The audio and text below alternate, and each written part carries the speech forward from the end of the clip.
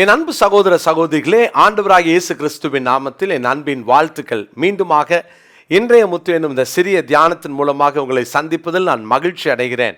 பிரியமான தேவனுடைய பிள்ளைகளே, நீதிமொழிகளின் புஸ்தகம் 21ஆம் அதிகாரம் 31ஆம் வசனத்தை நான் வாசிக்கிறேன். குதிரை யுத்த நாளுக்கு ஆயத்தமாக்கப்படும், ஜெயமோ கர்த்தரால் வரும். இந்த நாளிலே ஒருவேளை ஜெயத்தை எதிர்பார்த்து, கர்த்தர் எனக்கு ஒரு வெற்றியை தருவாரா, எனக்கு ஒரு ஜெயத்தை கர்த்தர் கொடுக்கணும்னு சொல்லி ஜெபத்தோடு காத்திருக்கலாம். இதை கேட்டுக்கொண்டிருக்கிற என் அன்பு சகோதர சகோதரிகளே, உங்களுக்கு தேவன் ஒரு ஜெயத்தை வைத்திருக்கிறார். அந்த ஜெயத்தை கொடுக்க வல்லவராக இருக்கிறார். ஜெயமோ கர்த்தரால் வரும் என்று வாசிக்கிறோம். ஜெயத்தை கொடுக்கிற தேவன் அவர். நம்முடைய தேவன் வெற்றி சிறந்திருக்கிறார். நாம் தோற்று போக வேண்டும் என்று ஒரு நாளும் கர்த்தர் விரும்ப மாட்டார். என்றைக்குமே பிள்ளைங்க தோற்கணும் அப்படின்னு அப்பா விரும்ப மாட்டாங்க. ஏன்னா அப்பாவுடைய இருதயமெல்லாம் பிள்ளைங்க ஜெயிக்கணுன்ற அந்த இருதயம் எப்போதும் அப்பாவுக்கு இருக்கும். பரம தகப்பனுக்கு நம்மளை கொண்டு அந்த ஒரு வாஞ்சை, அந்த எதிர்பார்ப்பு இருக்காதா? ஆனால் ஜெயத்தை நாம் பெற்றுக்கொள்ள வேண்டும் என்றால் நம்ம என்ன செய்யணும்னு கர்த்தர் நமக்கு சொல்லி கொடுக்கிறார். யாத்திராகமத்தின் புஸ்தகத்தில் 14ஆம் அதிகாரம் 14வது வசனத்தை நான் வாசிக்கிறேன். கர்த்தர் உங்களுக்காக யுத்தம் பண்ணுவார், நீங்கள் சும்மா இருப்பீர்கள். தேவன் நமக்காக யுத்தம் பண்ணும்போது அவர் கூடவே சொல்றாரு, நீங்க சும்மா இருங்கன்றார். அப்போ எப்படி சும்மா இருப்பது? சும்மா இருப்பது சாத்தியமா? சும்மா இருக்கணும்னா என்ன செய்யணும்? பிரியமானவர்களே, முதலாவதாக நாம் சும்மா இருக்க வேண்டும் அப்படின்னா இங்க வாசிக்கிறோம், கர்த்தர் யுத்தம் பண்ணுவார் அப்படின்னா நீங்க யுத்தம் பண்ணாதீங்க அப்படின்னு சொல்றார். நம்ம பல நேரங்களில் நம்மளே யுத்தம் பண்ணுவதற்கு போராடுகிறோம். நம்ம யுத்தம் பண்ணி நம்ம ஜெயிச்சிடலான்னு சொல்லி நம்முடைய சொந்த முயற்சிகளை பல நேரங்களை எடுத்து நம்ம தோற்று போகிறோம் அல்லது பிரச்சனையை பெருசாக்கிக்கிறோம். கேட்டுக்கொண்டிருக்கிற எனக்கு பிரியமான தேவனுடைய பிள்ளைகளே, எபேசியர் 6ஆம் அதிகாரத்தின் 12ஆம் வசனத்திலே வாசிக்கிறோம், ஏனெனில் மாம்சத்தோடும் இரத்தத்தோடும் அல்ல, துரைத்தனங்களோடும் அதிகாரங்களோடும் இப்பிரபஞ்சத்தின் அந்தகார லோகாதிபதிகளோடும் வானமண்டலில் உள்ள பொல்லாத ஆவிகளின் சேனைகளோடும் நமக்கு போராட்டம் உண்டு. இங்க வாசிக்கிறோம், நமக்கு மாம்சத்தோடும் இரத்தத்தோடும் நமக்கு யுத்தம் இல்லை, போராட்டம் இல்லை. நம்ம போராடுறதும் யுத்தமும் எல்லாமே இந்த மாம்சத்தோடும் இரத்தத்தோடும் தான் நம்ம போராடிக்கிட்டு இருக்கிறோம். நீங்க போடுற சண்டைகள், நீங்க யார் கூட மோதிட்டு இருக்கிறீங்க, எல்லாம் மாம்சத்தோடும் இரத்தத்தோடும் தான். ஆண்டவர் சொல்றாரு, இந்த மாம்சத்தோடும் இரத்தத்தோடும் அல்ல. நம்முடைய போராட்டம் மாம்சத்துக்குரியது அல்ல. நம்முடைய போர் ஆயுதங்கள் மாம்சத்துக்கு உரியது அல்ல.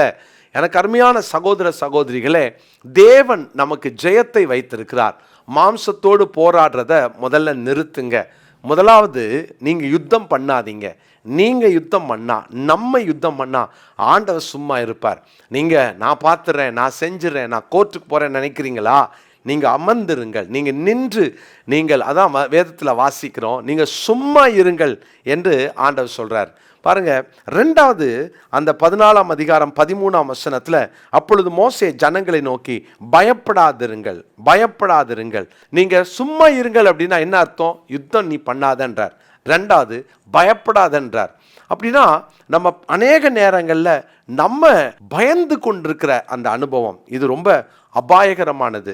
அதனால தான் அந்த 13ஆம் வசனத்தில் பார்க்கிறோம், நீங்கள் நின்று கொண்டு இன்றைக்கு கர்த்தர் உங்களுக்கு செய்யும் ரட்சிப்பை பாருங்கள். நின்று கொண்டு என்ன அர்த்தம் தெரியுமா? பயந்து ஓடாதீங்க, ஐயோ வந்துட்டானே என்ன செய்ய, நின்று பாருங்க, நின்று ஜெயிக்க கற்றுக்கொள்ளுங்க.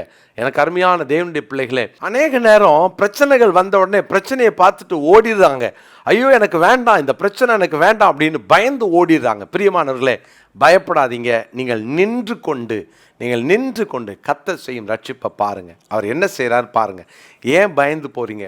ஒருவேளை எனக்கு இவ்வளோ சத்துருக்கள் பெருகிட்டாங்களே, இதுக்கு மேலே என்னால் நிற்க முடியாது, தாக்கு பிடிக்க முடியாது நீங்கள் சொல்லிட்டு இருந்தீங்கன்னா, இன்னைக்கு நின்று கொண்டு அதே இடத்துல நில்லுங்க, கர்த்தர் செய்யும் ரட்சிப்பை பாருங்க. 3வதாக 14ஆம் அதிகாரம் 13ஆம் வசனத்தில் நாம் வாசிக்கிறோம், கர்த்தர் உங்களுக்கு செய்யும் ரட்சிப்பை பாருங்கள், இன்றைக்கு நீங்கள் காண்கிற எகிப்தியரை இனி என்றைக்கும் காண மாட்டீர்கள். ஒரு வாக்குத்தத்தத்தை கொடுக்கிறார். இன்றைக்கு நீங்கள் காண்கிற எகிப்தியரை இனி என்றைக்கும் காண மாட்டீர்கள் அப்படின்னு ஒரு வாக்குத்தத்தம். அப்படின்னா நீங்க சும்மா இருங்கள் அப்படின்னா என்ன அர்த்தம் தெரியுமா? விசுவாசிங்க, இனிமே பார்க்க மாட்டீங்க. முதல்ல யுத்தம் பண்ணாதீங்க, 2வது பயப்படாதீங்க, 3வது சொல்றாரு நீங்க அந்த வாக்குத்தத்தத்தை விசுவாசிங்க. பிரியமானவர்களே, ஒருவேளை இப்போ இருக்கிற சூழ்நிலையில் என்னால் விசுவாசிக்க முடியல அப்படின்னு சொல்கிறீங்களா? என்னால் எப்படி பிரதர் இந்த இருக்கிற சூழ்நிலை மோசமாகிடுச்சு, இதுக்கு மேலே விசுவாசிக்க முடியுமா அப்படின்றீங்களா? அமர்ந்திருங்கள். கர்த்தரே தேவன் என்பதை நீங்கள் அறிந்து கொள்ளுங்கள். நீங்கள் சும்மா இருங்க, ஆண்டவரே நீங்கள் பார்த்துக்கோங்க அப்படின்னு நின்று கொண்டு உங்களுக்கு எதிராக வருகிற பிரச்சனையை நீங்கள் வேடிக்கை மட்டும் பாருங்கள். நீங்கள் யுத்தம் பண்ணாதீங்க, நீங்கள் விசுவாசிங்க. கர்த்தர் பார்த்து கொள்வார். இதுக்கு மேலே இந்த பிரச்சனையை நான் பார்க்க போகிறது இல்லை, நான் ஜெயிப்பேன் அப்படின்னு விசுவாசிங்க. குதிரை யுத்த நாளுக்கு ஆயத்தமாக்கப்படும், ஜெயமோ கர்த்தரால் வரும். அவர் பார்த்து கொள்வார், அவர் நன்மையானதை செய்வார். ஜோம் அல்லாமா? தகப்பனே, இந்த நாளுக்காக உம்மை ஸ்தோத்தரிக்கிறோம். யார் யாரெல்லாம் எந்தெந்த யுத்தத்தை கண்டு பயந்து ஓடிடலாமா, இதுக்கு மேலே தாக்கு பிடிக்க முடியாது, வேண்டாம் அப்படின்ற ஒரு மனநிலைமையோடு இந்த செய்தியை கேட்டுட்ருக்காங்களோ, உங்கள் பிள்ளைகளுடைய அந்த யுத்தம் ஓயற்றும். உங்கள் பிள்ளைகளுக்கு கர்த்தர் ஒரு சமாதானத்தை தாரும். ஆண்டவரே, நீங்கள் கொடுத்த வாக்குத்தத்தத்தை பூரணமாக விசுவாசித்து கர்த்தர் பார்த்து கொள்வீர். இதுக்கு மேலே நான் இந்த யுத்தத்தை, இந்த எகிப்தியனை நான் பார்க்க மாட்டேன்ற அந்த விசுவாசத்தோடு உங்கள் பிள்ளைங்க நின்று ஜெயிக்க கிருபை தாரும். தொடர்ந்து நடத்தும். இயேசுவின் நாமத்தில் ஜெபிக்கிறோம் நல்ல பிதாவே, ஆமென். யாத்ராகமத்தின் புஸ்தகம் 14ஆம் அதிகாரம் 14ஆம் வசனத்தை இந்த நாளுக்குரிய மனப்பாட வசனமாக குறித்துக் கொள்ளுங்க.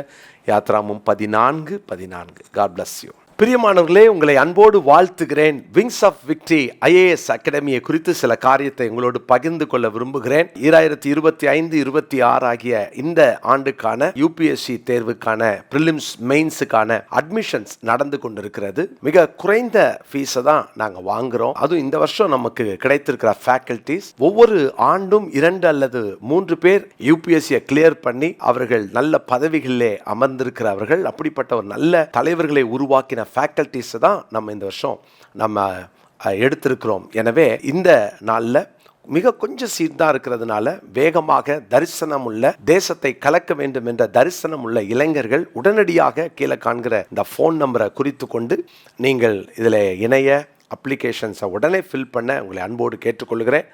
முதல்ல வரவங்க அப்ளிகேஷன் போடுறவங்களுக்கு மட்டும்தான் நம்ம ஹாஸ்டல் ஃபெசிலிட்டியை தர முடியும். மற்றபடி நீங்கள் வந்து டே ஸ்காலராகவும் வந்து படித்து போகலாம். எனவே இந்த ஆண்டு உங்களுக்கு ஒரு பெரிய வாசலை ஆண்டவர் தந்திருக்கிறார். பயன்படுத்தி கொள்ளுங்கள். கர்த்தர் உங்களை ஆசீர்வதிப்பார். God bless you.